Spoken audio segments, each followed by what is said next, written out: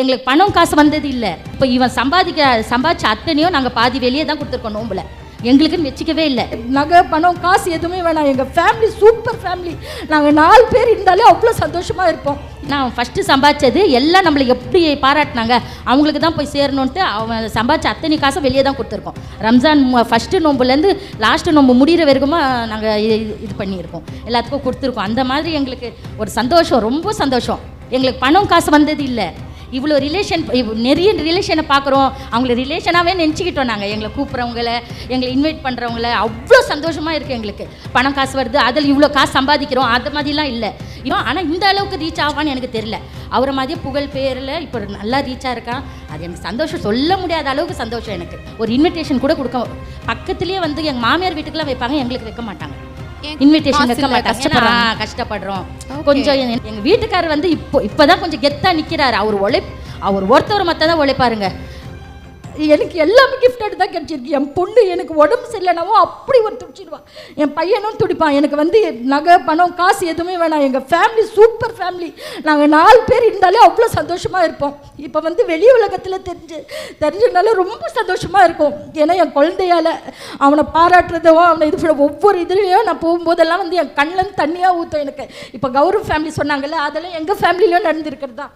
அந்த குழந்தை ஆம்பளை குழந்தையாக இருக்கிற வரைக்கும் அந்த மூச்சு என் கண்ணில் அப்படியே பிடிச்சி நின்றுட்டு இருந்தேன். நான் ஆம்பளை குழந்தையாக பொறுக்கணும் அப்படின்ட்டு அந்த பார்ப்பாங்களே, அந்த ஒன்றுக்கு போகிறது அந்த படத்தில் காமிப்பாங்க பாருங்கள், அது உண்மையாக நேர்லேயே நடந்திருக்கு. அது ஒரு இமோஷனல் சொல்கிறாங்களே, அது யாருக்குன்னா கொட்டி அழுதுட்டா நல்லா இருக்கும்னு சொல்கிறாங்க. அதுக்கு ஒரு வாய்ப்பு தந்திருக்காங்க இந்த பிஹே நோட்ஸு.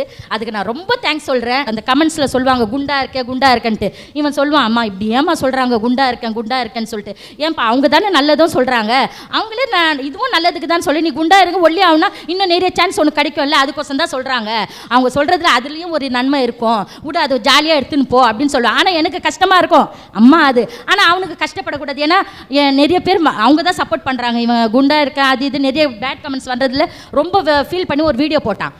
1000 20,000 30,000 காலுங்க எங்களுக்கு அன்னைக்கு. இவன் ஏன் ஃபீல் பண்ணா, நீ எப்படி ஃபீல் பண்ணுவ, நீ ஏன்ப்பா ஃபீல் பண்ணுற, நாங்கள் இருக்கும்போது ஏன் ஃபீல் பண்ணுற, சொல்கிறவங்க சொல்லுவாங்க தான், அதை பொடிச்சு தள்ளிட்டு போய்க்கினே இரு அப்படின்னு சொல்லிட்டு ஃபோன் மட்டுமே வந்தது 30,000 ஃபோன் வந்தது எங்களுக்கு. அது அப்பா வாபா